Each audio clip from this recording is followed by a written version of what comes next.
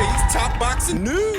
Okay, we'll start with this. On the eve of this weekend's mega rematch, I should say, between Katie Taylor and Amanda Serrano, Amanda said, "Just for the record, ladies, Katie and I are making the biggest purses in sports history for female boxing. We made the first single $1 million payday in our first fight. On this one, we both shattered that, making several times over, reportedly. For the young ladies coming up, stay focused, conduct yourself right, and fight hard. Those numbers can happen for you also. Just know, it takes marketing yourself outside as well, and sponsors alone, millions are attainable also. Work hard, stay humble, and get rich." Good advice. So in previous videos, I've talked about how it's warmed my heart to see where Amanda has managed to get to after all these years, because she's a vet. She was in the sport before the big-time promoters were in it, before Katie Taylor, before Matchroom, before any of that. Amanda was there before the money was there. It's good to see she's finally getting what she's worth, and what a fighter of her caliber, who's accomplished as much as she's accomplished.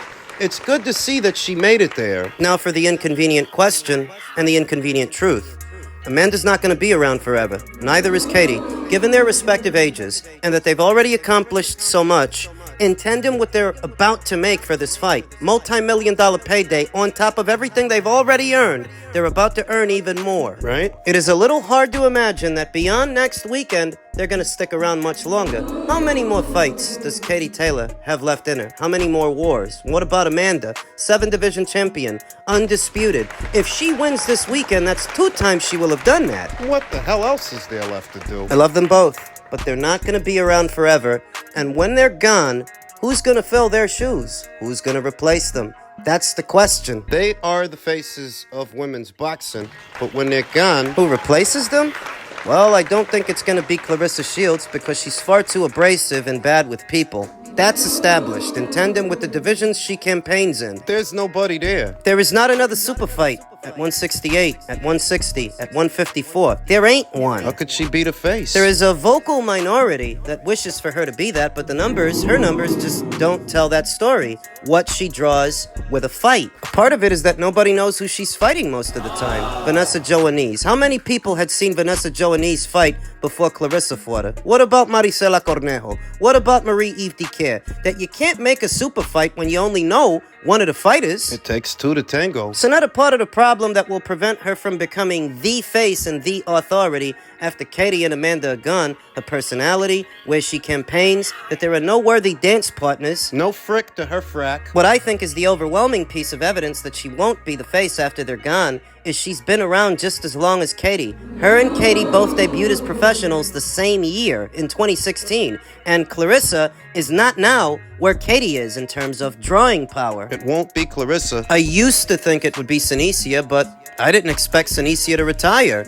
After the Yokasta Valle fight, that is not what I thought would happen. So it's not going to be her. There's a ray of hope in Australia's own Sky Nicholson, newly crowned WBC champion that campaigns in a densely populated, talent-rich division with no shortage of great fights to make. Sky does stand a chance. Better than some others to become the face of the sport when Katie and Amanda are gone. And done. Not just because of what's going on at 126, but also 130, also 135. Given Sky's physical dimensions, I could see her one day moving up to 130, as high as 135, and there's a lot of people there to fight, so that's encouraging. She's got charisma, too. Knows how to present herself, knows how to market herself. So Sky is a potential candidate. Alicia Baumgartner is yet another. Now that she's back and she's defended her undisputed crown. Well, that doping fiasco didn't help. Yeah, but don't blow that out of proportion. Canelo Alvarez had a doping fiasco, and that didn't stop him from becoming the face of boxing. Alicia, depending on where she goes and how often she fights, she already gets a lot of attention on her own. In the absence of the major players like Katie Taylor and Amanda Serrano, she can fill those shoes. Help to fill those shoes, fill the void. So Sky is one, Alicia is another. Lauren Price. Out of the amateurs, I heard a lot of people say that she's the Welsh version of Katie Taylor. If she can get away from Ben Shalom and Boxer and get on a more active schedule of fights, if she can go to either Queensbury or Matchroom, I think she'll get the promotion she ain't been getting on Sky, and she can help to fill the void as well. The inconvenient truth. You know, a lot of people got a soft spot for Michaela Mayer. They got a soft spot for Sandy Ryan, too, and Natasha Jonas. But the inconvenient truth is Lauren stands a good chance of beating all of them. And imagine if she did what that could do for her profile and her drawing power, because she already seems to have a grassroots following in Wales. She can expand upon that with a few more high-profile wins. So it's Sky Nicholson, Alicia Baumgartner, Lauren Price, Gabby Fundora. Don't forget about Gabby. You see, Gabby has something that neither Lauren Price or Sky Nicholson have, and that's stopping power, knockout power. Her fights end violently. Play out violently. You won't be bored watching Gabby Fundora in action. Remember that Gabby campaigns in some of the deepest, most talent-rich divisions in all of women's boxing. Anybody who keeps up with this sport knows the real depth is at the lower weights, and that's where she campaigns. She just became undisputed champion at flyweight. She could easily move up right now and start all over at super flyweight, bantam, super bantam.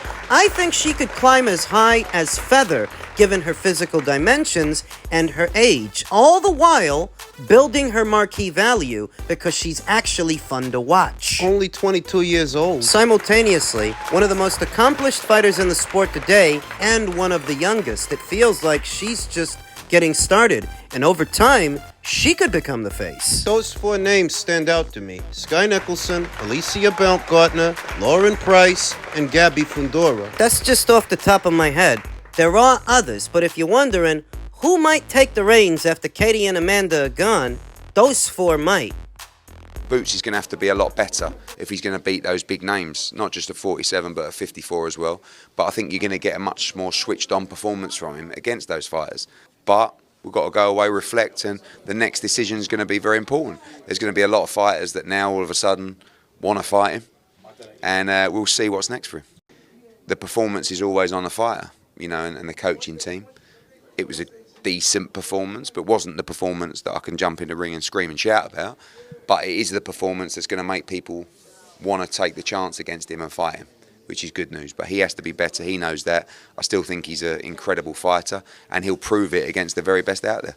What Eddie Hearn is likely talking about is a Montes Stanionis. Yeah, we saw Ryan Garcia piping up and Brian Norman piping up after the fight saying this and that, but those guys are full of shit. They don't want to fight. After Boots' fight, Eddie Hearn said the PBC have already messaged me about Boots versus Stanionis, asking if they can perhaps go around Shakram Gayasov, Stanionis' mandatory challenger and another matchroom fighter. There's not a lot in it for Stanionis in that fight. And it could be hard. So this is a guy who's fought once this entire calendar year, and I think once the last 2 or 3, because before the fight that he had this year, the last time he had seen action was the Radzov Butaev fight on the undercard of Spencer versus Ugas. Wow. He ended up losing a lot of time on the Vergil Ortiz fight that never came into fruition. Rhabdomyolysis, Virgil moved up, you know the story. Right. After the fight, Eddie Hearn says that the PBC have messaged him. They might want to do that fight. You believe him? Yeah, but not because it's coming from him. It's because of the PBC's current situation.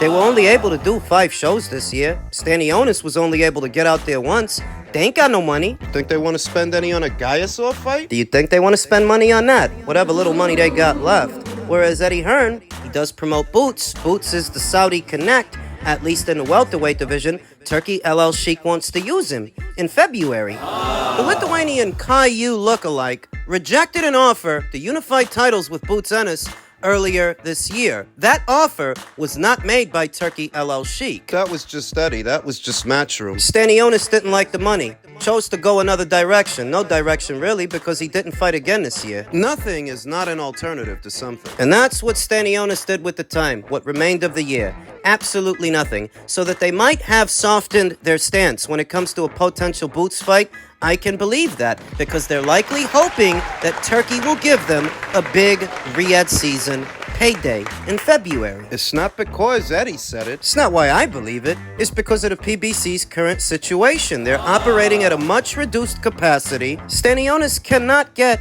a 7-figure purse on his own. Brian Norman's not going to offer him one. And you can forget about the PBC putting together a Barrios versus Stanionis fight, even though they're both their fighters. There's no money in that fight. No. Either. That is not a 7-figure fight. Not where they both make that.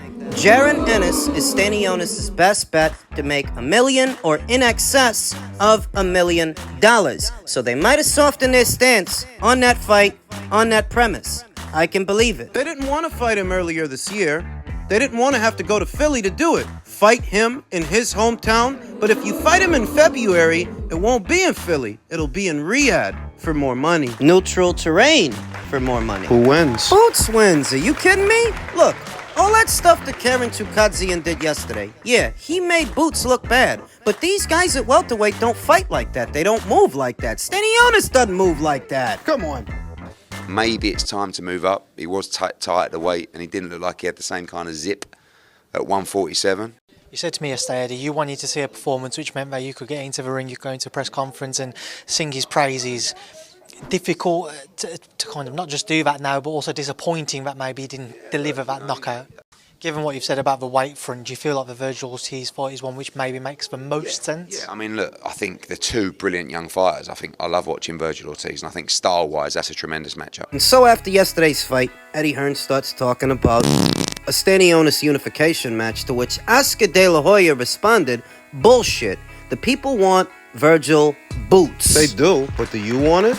Will Oscar make it, or is he just talking because he's got a mouth? After the fight, Eddie Hearn did say Jaron Ennis might get a substantial offer to fight Virgil Ortiz at some point next year. Now that Ennis has made his mandated title defense against Ukraine's Karen Chukadzian, Hearn expects Saudi Arabian fight financier Turkey El Al Sheikh to make a lucrative offer for Ennis to move up 7 pounds for a Virgil Ortiz fight, which would take place in the Saudi capital of Riyadh. It'll be up to Ennis and his father, trainer, and manager, Derek Boots Ennis, to decide whether to accept that higher profile fight or continue chasing welterweight title unification bouts. It depends on the financial package. Depends on what we want to do long term. Depends if we don't want to return to 147, Hearn stated during Ennis's post-fight press conference. You know the reason that we thought Chukadzian tonight was because Boots had a desire to capture the other championship at 147, so we got to review that position. If they want to stay there. We've got to look at the option against Virgil Ortiz. We've got to look at the financial package for that fight.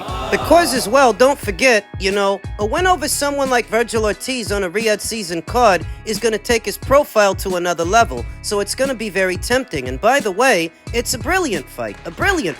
I mean, Boots against Virgil Ortiz is one of the best fights out there to be made. Not just in a division, but in boxing. Two tremendous young fighters. It is still important for Ennis to become boxing's second undisputed welterweight champion of the four-belt era. Attaining that goal would require him to beat champion Brian Norman for the WBO, WBA champion Eimantas Stanionis, and the winner between WBC champion Mario Barrios and Abel Ramos. On the undercard of Jake Paul versus Mike Tyson next Saturday. What do you think would get Jaron Ennis more accolades? Becoming an undisputed champion at welterweight or beating Virgil Ortiz at 154? That's a good question. Jay with Sportbox TV. Looping back around to Virgil Ortiz versus Boots, what do you think the fight looks like? How does it play out, and in what fashion does it end? Listen, I think it's a great fight. And Boots knows he's got to be better than tonight against a fighter like Virgil Ortiz, but the training would be different, the mindset would be different, the challenge would be different, and that's where you're going to see the best of a great fighter like Boots. So, I really respect Virgil Ortiz. I love Robert Garcia. Oscar De La Hoya's a plonker, and we got to make sure, and I'll be saying to Boots, we can't afford to lose that fight. I can't lose to that fight. No way. You definitely. If you don't win that fight, I'll never talk to you again.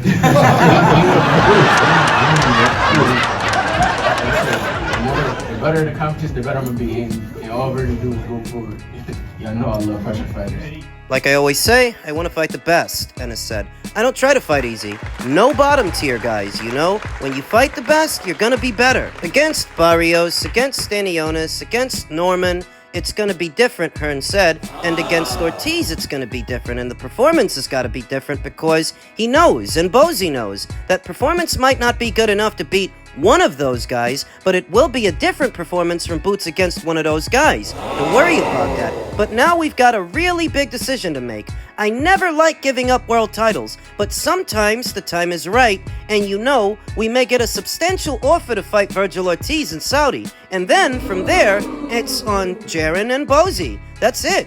and he'll get my advice. But these are the guys that'll make the decision. For me, I think it's only unifications or Ortiz. That's it. Abandoning the undisputed campaign for a one-off with Virgil Ortiz. For no belt at all, a lot of money, but no belt. The Virgil Ortiz fight has more of a profile than the other fights do. Than any one of those unification matches at 147, the Virgil Ortiz fight has more of a profile, and it's for more money, but no belt. There's no real belt on the line, just an interim title. What I think is funny, Since Virgil Ortiz became WBC interim champion, I haven't seen either him or Oscar entertain a Sebastian Fundora fight once. Not once. He's got the full WBC title. The interim title you've got is a segue to fight for and his. since he won it, I haven't seen Virgil talk about that once. Not once. I haven't seen Oscar talk about it either, or Rick Merrigan, a Sebastian Fundora fight. In fact,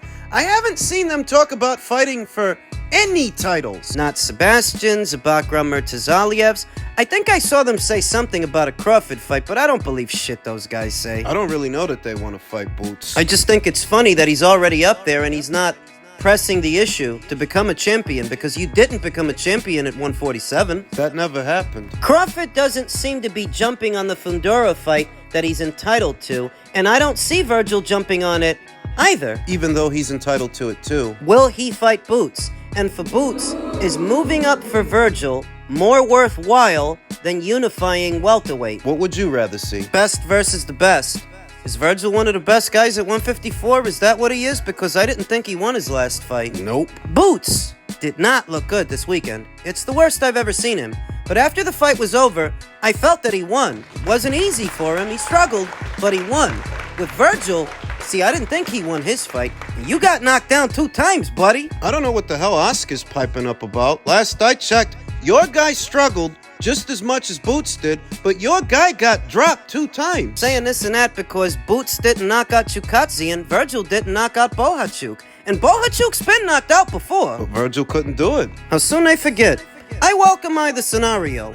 Undisputed at 147 or a one-off with Virgil? Either is fine by me. But I don't know which one we're gonna get.